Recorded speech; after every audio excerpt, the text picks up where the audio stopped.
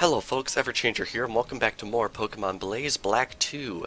Last time, we discovered the ruins of N's castle deep in the depths of Victory Road, and we met up with N himself, who after quite the fight, bestowed the Darkstone upon us, and bade us to go to Dragonspiral Tower. This time, we are going to be making our first step on our journey to the tower, beginning with the two-line bridge. I really like this idea for an area, how you can see the battle subway running below our feet. I think there is an item that we can get on this bridge from, is it you? Yes, it is you. We get a choice band, which is a very nice item. It lowers some stat. It powers your Pokemon's physical strength, but locks them to one move. Yeah, that's what it does. The choice items, there's quite a few of them, and I can never really remember which one does what, so it's a good thing that they explain it to you. Anyway, that is the end of the bridge already, and on the other side of the bridge is Route 8, the first pretty major post-game area of Pokemon Blaze Black 2. Well, not necessarily. You can do the post-game in pretty much any order, but this is the order I feel is best to do it in.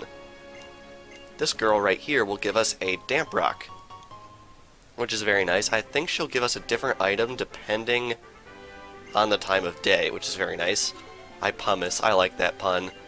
Hey there, Pokemon Trainer. I'm a member of the Hip Waders. Just the name suggests we're a fishing team. Oh, okay. You can give us something over on the village bridge. We'll have to keep that in mind. I'll be honest, though, I might completely forget about it. Anyway, we need Surf. So I think I'm going to get rid of Scald on Gastrodon and replace it with Surf. Surf is not an awful move, so I don't think this move is too terrible. Alrighty, now Gastrodon has Surf, and we can Surf on this route, which is very nice. Now, I am going to warn you guys, the post-game videos are probably going to be a bit longer than we are used to, mainly because of the fact that it is the post-game, and this is episode 120. We've been going on for quite a while here, so I feel like it's probably good if we try and wrap things up pretty quickly. The splish-splosh sounds, those were your footsteps, weren't they? So cute.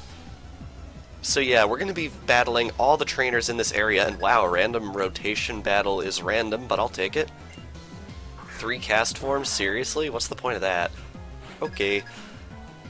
Wow, level 76. We are going to be facing some pretty powerful trainers here, as you might imagine. Let's see, what would be our best move here? A well-placed flamethrower couldn't hurt.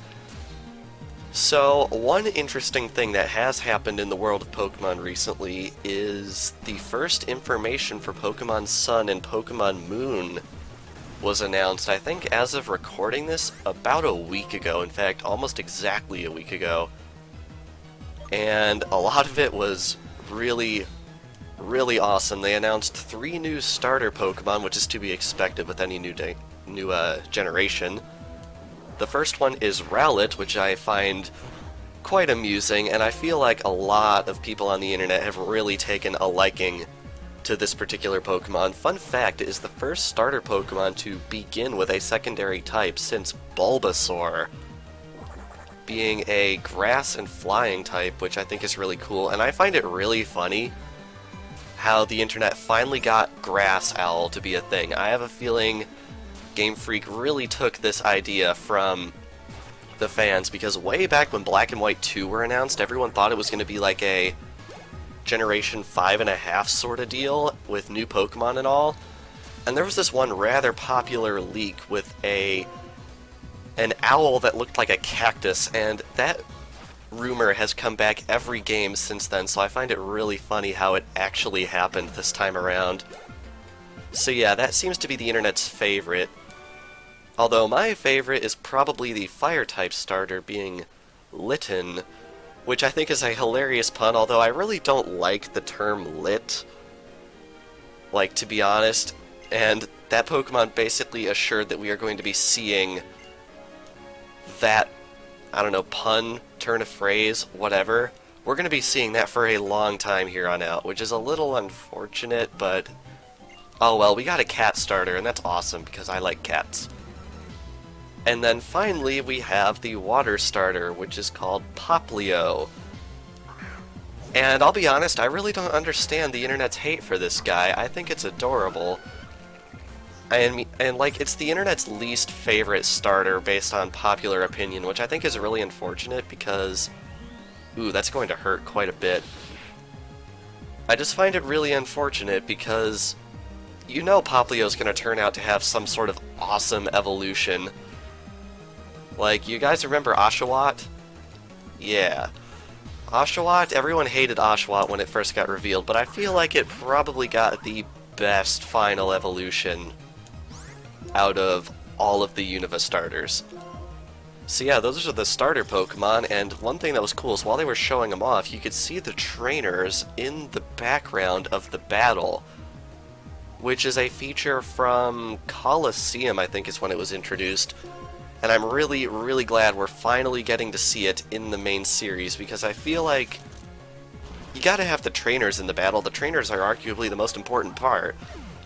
So yeah, I'm really excited for that. And the nice thing about that is the models that they're using for the trainers seem to be the exact same as the ones that are used in the overworld, which I think is really cool, because the chibi style of the game is pretty much gone in favor of normally proportioned characters, which I think is a really, really nice switch, and I feel like that's probably the last big graphical change that needed to be made to the game to truly bring it to, I guess, the modern time. So yeah, they showed a lot of footage of the trainers running around in the overworld, and it looks drastically different, and I'd argue to say much better than X and Y. Before the reveal of all this information, a lot of people were really, really nervous that the game would look very similar to X and Y, and that X and Y had already pretty much pushed the 3DS to its limit. And in terms of the battles, I'd say that's pretty much true. The battles don't look too much improved in Sun and Moon, aside from the whole trainers in the battlefield thing. But the overworld looks so much better, and it looks like either they have drastically decreased the emphasis on a grid-based world, or they've just removed the grid altogether, and regardless of which one it is, I feel like that's another major change that they really needed to do to make the game feel more modern, I guess, is how I could best put it. And one thing about the overworld that they showed off is that the world is based off of Hawaii, which I think is a really, really nice little change. A lot of people were expecting it to be southern France based because of how Zygarde sort of got, I guess, left in the dust. But yeah, we're going to Hawaii, and they showed one island in the trailer based off of Oahu, and everyone thinks that that's the entire region, while some people are scared that that's the entire region. The region is called Alola, which makes the connection incredibly obvious.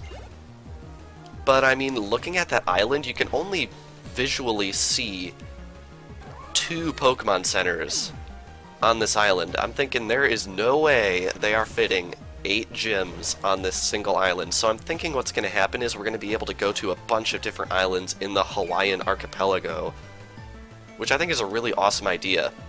One thing I'm not so certain about is if that means we're going to be getting a whole lot of surfing, or if they're going to introduce a ferrying system, kind of like in the Sevi Islands in Fire Red and Leaf Green. I think it would be really, really cool if they did that, mainly because HMs are really pretty archaic in game design because they very much limit the team you're allowed to have, or they force you to have an HM slave. And I feel like now is definitely the time to really start changing up the formula.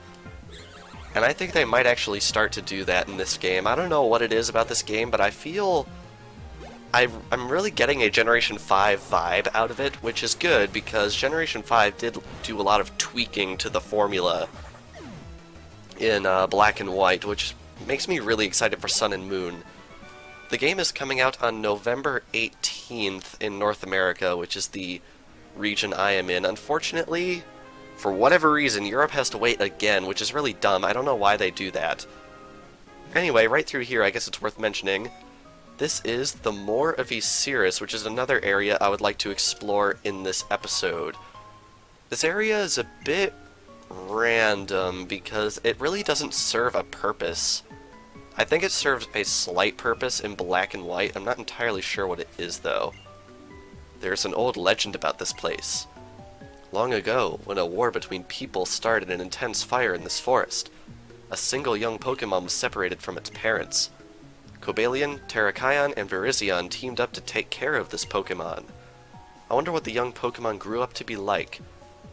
Very, very interesting. Perhaps we will be meeting this young Pokémon, and we need strength, so I'm going to go teach that too.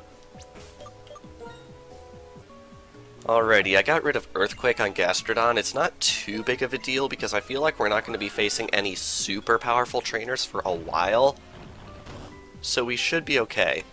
Anyway, right here we have yet another trainer. But yeah, it's about 180 days until Sun and Moon come out.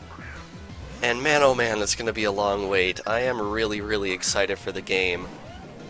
One other thing that they showed was the cover Pokemon, the Pokemon that'll appear on the box, which as of right now remain unnamed, but the funny thing is, way back in February there was a trademark leak, and the leak lines up with the names of the starters, and they also included a couple of other names which are probably for these box art legendaries. The first one is Solgaleo, which makes sense because the Sun legendary is a lion, and also Lunala, which is likely the name of the Moon legendary, which is capable of flight, and I think Ala is like a, it's the word for wings in some language. I don't remember which language it was. But yeah, I get the impression that these are actually going to be the names of the legendaries, although I wouldn't be surprised if we had to wait until June or perhaps even later to get this information confirmed. And it's going to be interesting when we get to June because, as was recently announced, for some incredibly bizarre reason, Nintendo is not having a digital event at E3 this year, which means they can't really announce new information for Sun and Moon at E3 because Nintendo's not providing a venue for them to do that. Which I find very, very bizarre, but I guess we're just gonna have to roll with it. But yeah, I have a feeling probably right around June 10th, right around when Korokoro starts to leak out, we're gonna get some new information, so I'm really, really excited for that. And also, another thing that was mentioned that I feel like a lot of people missed. Oh wow, we got a Lumberry, that's awesome.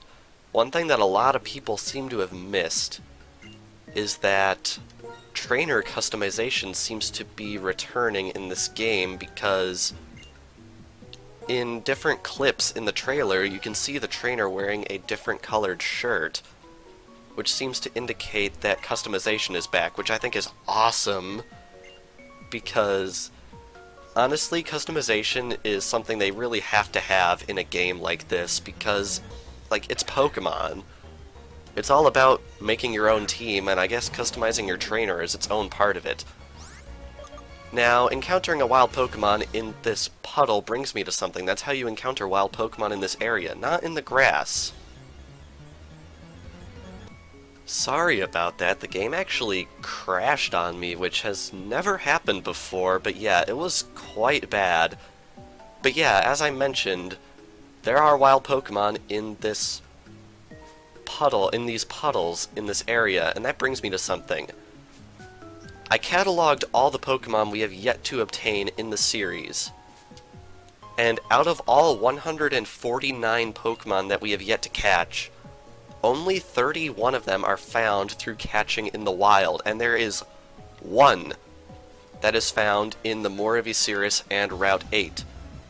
And honestly, instead of waiting, I feel like catching it now. Unfortunately, it's kind of rare, so what I'm going to do is I'm going to be exploring this area without repels, and we'll see if we can find it, and if not, we'll just catch it near the end of the episode, because I'd really like to catch it because we haven't caught a new Pokemon in about like 4 or 5 videos at this point, and I feel like we really need to get a move on that, so there are only 31 remaining Pokemon for us to catch in the wild, and I think what I'm going to do is I'm probably just going to try and catch the ones that are in the areas we explore as we go through the areas, just because there are so many areas and so few Pokemon for us to catch. We probably won't wind up catching too terribly many in between episodes, so it won't be like stacking a mass catching episode on top of an episode that we've already done. And since there's only one Pokemon that we can catch in this area, it's really not going to eat up too much time at all in the video. I mean, it might take forever for me to encounter it normally, but I just cut all that out anyway, so everything should be good. That should explain better why we ended the game with 94 hours of playtime when we hit the credits, because I cut out a lot of hunting for Pokemon. We did 20 mass catching episodes, and each one of those, without exception, I think, took about 90 minutes to record at minimum. Some of them, in fact, took almost 4 hours to record, believe it or not. It was kind of insane. So this Slowking just used Trump Card right here, which is an interesting move because it does more damage the less power points it has. So once it gets down to like 1 power point left, it gets extremely powerful, so it can be scary if the opponent uses it repeatedly. Alrighty, we've got Starmie coming out right here.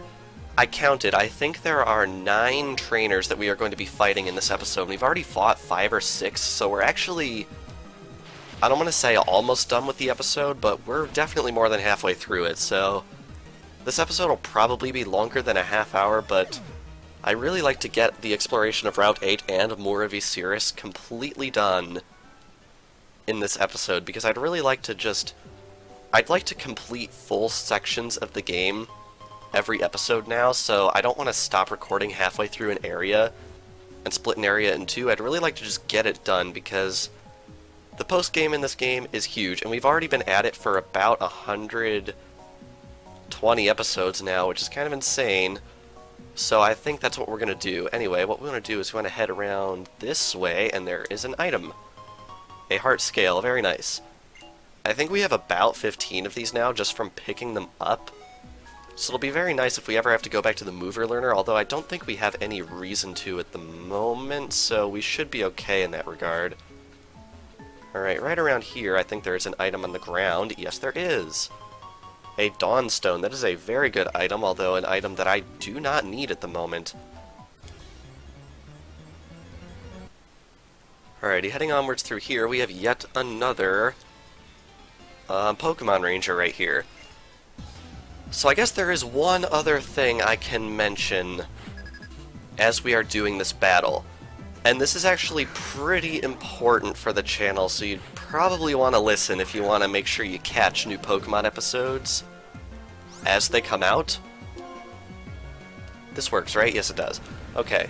So, I mentioned at the very end of the finale, episode 118, that I was considering adding another Let's Play to the channel.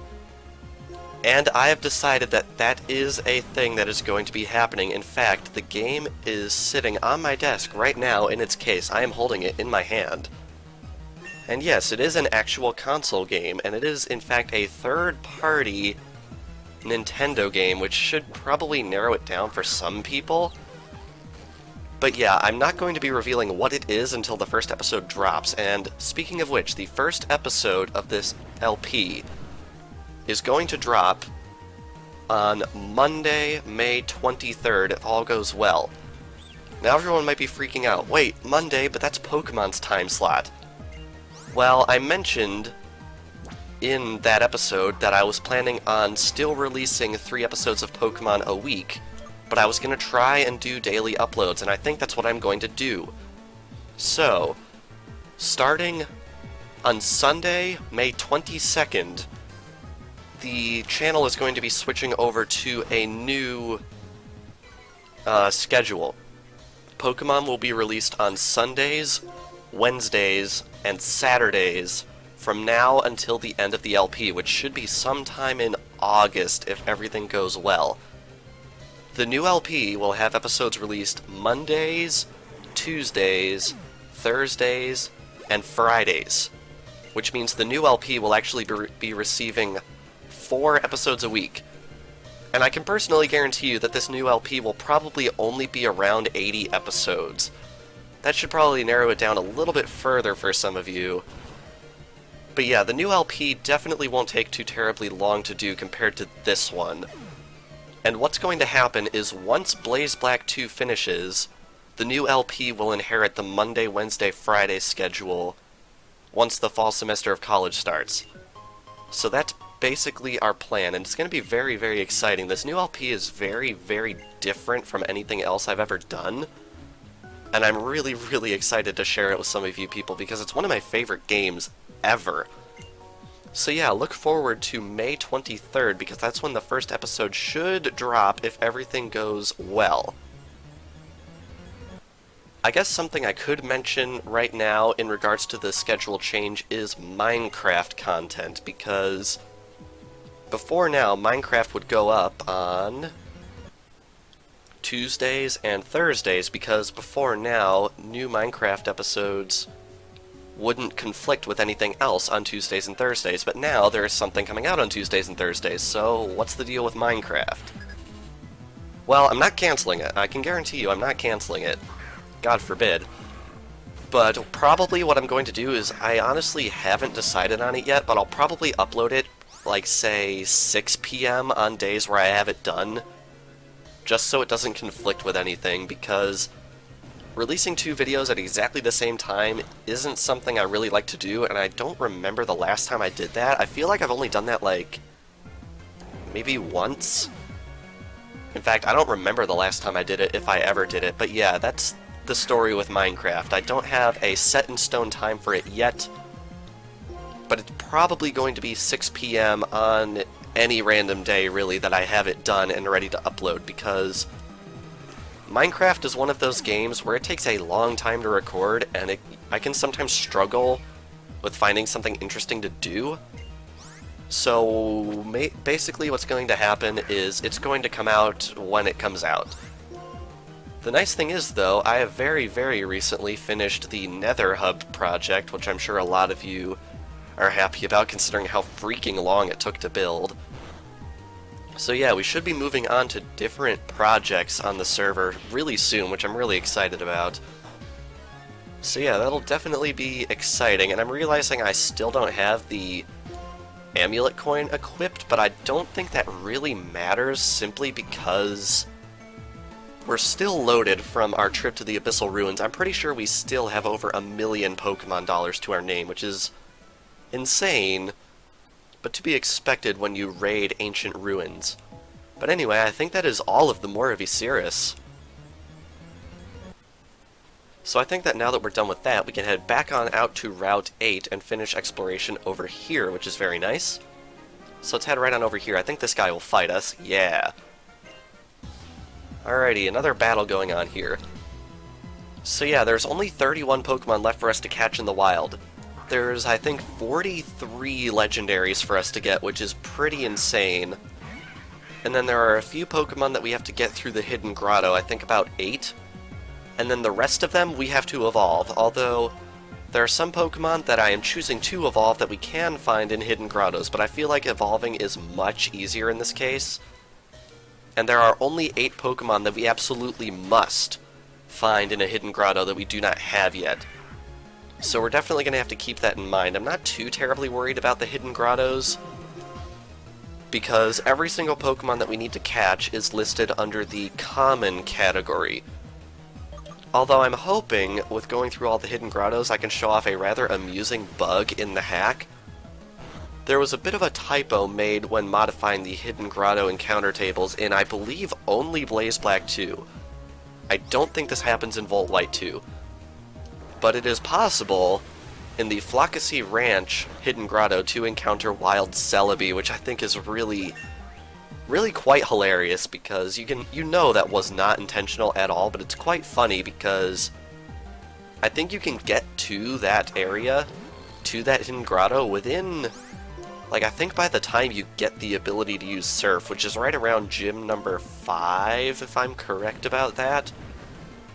It's kind of crazy. We did gym number 5 in episode 51 of this series, and the series is already double that length already. It's kind of crazy. I feel like the gyms in this series especially were definitely very front-heavy, because we did 4 gyms before episode 40, and we didn't beat the game until episode 118. Man, it's just crazy talking about how we've done 120 episodes of this series. I am quite confident that we are not going to have a series take this long for a very long time. Honestly, I'm probably not going to be doing another Pokemon game on the channel for at least a little while, because we did Pokemon Liquid Crystal, which was a very long LP, took me almost a year to do. And now we've got Blaze Black 2, which is also looking like it's going to take me about a year to do.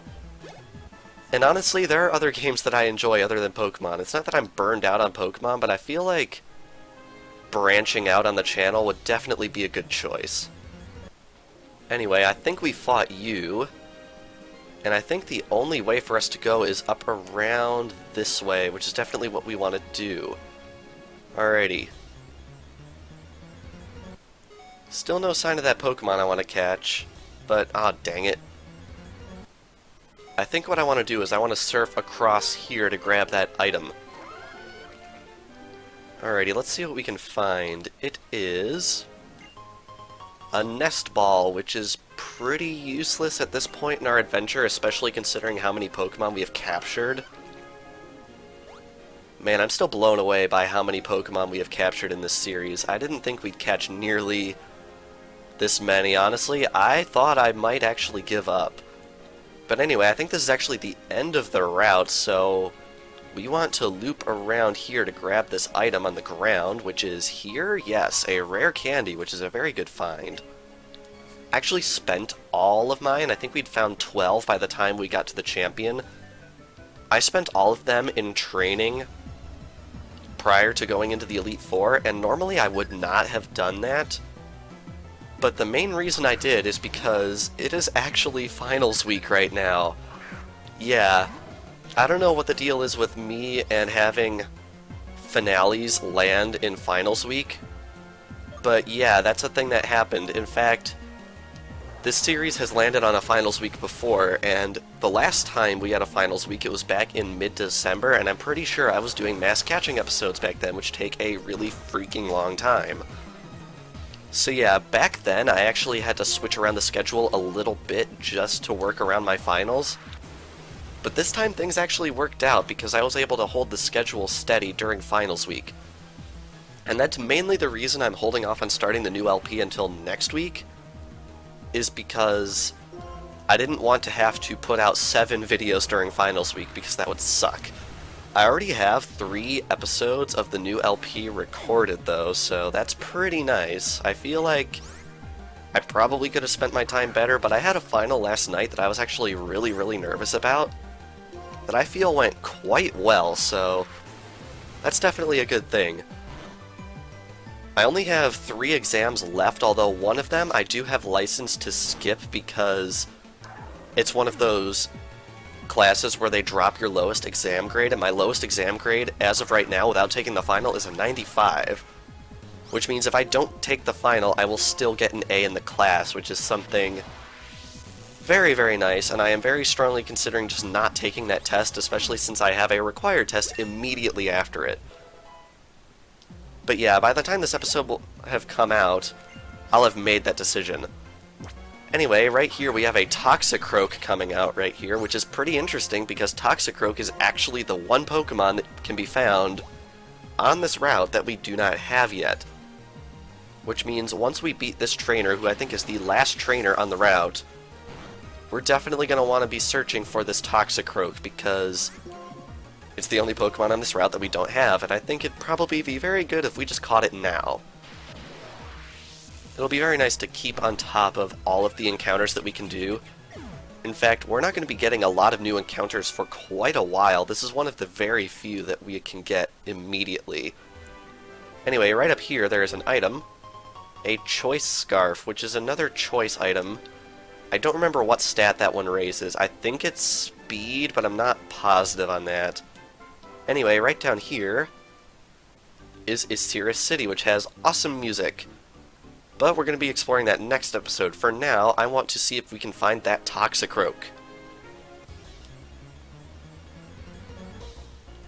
Wow, that was actually incredibly fast. This is a 5% encounter, and this is like the third battle?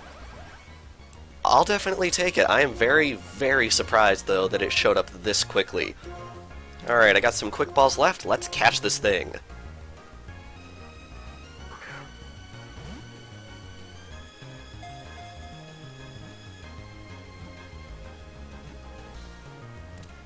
That was easy enough. The first quick ball failed after 3 shakes, but immediately afterwards we had an Ultra Ball succeed, which is awesome. The croaking that Toxicroak produces before a battle is for churning the poison it has stored in its poison sac. I've always found poison Pokemon to be some of the creepiest, but yeah. Also, one thing that's worth noting is, wait, what the heck? Look up there in the upper left corner of the screen. His shadow, like, loads and unloads. That's really weird. Anyway, I find it odd how Poison doesn't have a legendary yet, and no, Arceus does not count. But anyway, we have made our way all the way here to Icirrus City, and I think we are going to be exploring the city next episode, because there are quite a few things that we can actually do in this area. But anyway, yeah, this past episode of Pokemon Blaze Black 2, we explored... wow, voice crack. We explored Route 8 and the Moor of Icirrus, and we caught ourselves a singular new Pokemon. And next time on Pokemon Blaze Black 2, we are going to be exploring all that Icirrus City has to offer. So without further ado, thank you all for watching, and I will see you guys next time.